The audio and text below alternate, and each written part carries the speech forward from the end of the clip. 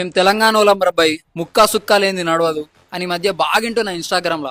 మరి వీళ్ళకి తెలంగాణ ఔన్నత్యం, వైభవం, చరిత్ర తెలుసా తెలియదా నాకు తెలియదు, కానీ అసలైన తెలంగాణ అంటే ఏంటో నేను చెప్తా వినండి మిత్రమా. శాండ్ బాక్స్ టెక్నాలజీతో ఇసుక పునాదుల పైన ఎర్త్క్వేక్ రెసిస్టెన్స్ అంటే భూకంపాలను తట్టుకునే విధంగా 13th సెంచరీలోనే కాకతీయుల వారసుడైన గణపతి దేవుడు సామ్రాజ్యంలో నిర్మించారు మిత్రమా. ఒక నగరాన్ని నిర్మించాలంటే గుడి నీళ్లు ఉండాలని, గుడి చెరువులు ఉండాలని గుడి చెరువులను నిర్మించారు మిత్రమా.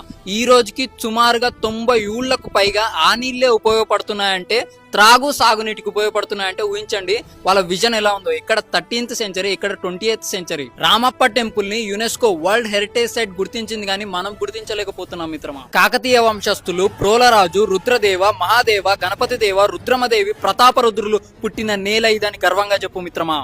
అంతెందుకు గోన గన్నారెడ్డి పుట్టింది కూడా ఈ నేలలోనే అని చెప్పు మిత్రమా.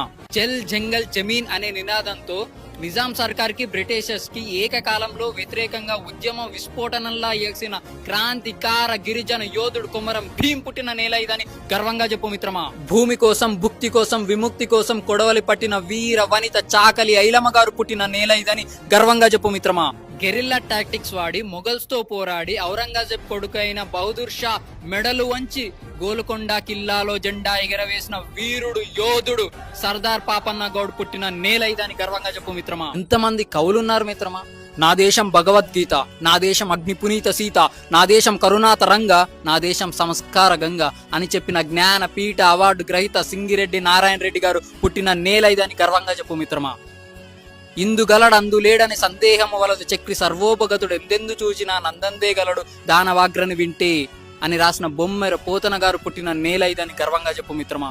నా తెలంగాణ కోటి రతనాల వీణ అని చెప్పిన దాశరథి కృష్ణమాచార్య గారు పుట్టిన నేల ఇదని గర్వంగా చెప్పు మిత్రమా. ఇంకో 4 వారాల్లో దేశం దివాలా తీస్తుందన్న సమయంలో ఆర్థిక సవరణలు చేసి సోషలిస్ట్ ఐడియాలజీ నుంచి క్యాపిటలిస్ట్ ఐడియాలజీగా మార్చి ఆ అధిక పన్నులు తీసేసి మీకు ఫ్రీగా ల్యాండ్ ఇస్తాం, కరెంట్ ఇస్తాం, ట్యాక్స్ కూడా 10-15% కడితే చాలు, కానీ కంపెనీలు పెట్టండి అని ఆహ్వానించి దేశ ఆర్థిక వ్యవస్థని నిలబెట్టిన మాజీ ప్రధాని పివి నరసింహారావు గారు పుట్టిన నేల ఇదని గర్వంగా చెప్పు మిత్రమా. తెలంగాణలో ఎన్ని నదులు, వాగులు, జలపాతాలు ఉన్నాయి. గోదావరి, కృష్ణ, భీమ, మంజీర, డిండి, ప్రాణహిత, తుంగభద్ర, మున్నేరు, పాలేరు, పెనుగంగ, పైర, తాలిపేరు, ఇలా చాలా ఉన్నాయి చెప్పుకుంటూ పోతే. తెలంగాణలో ఎంత ఖనిజ సంపద ఉంది.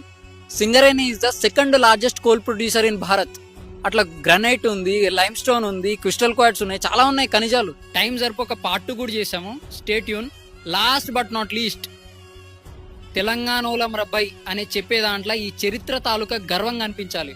ముక్కా సుక్కా లేని నడవదు అనే పలుపు కాదు. జై హింద్.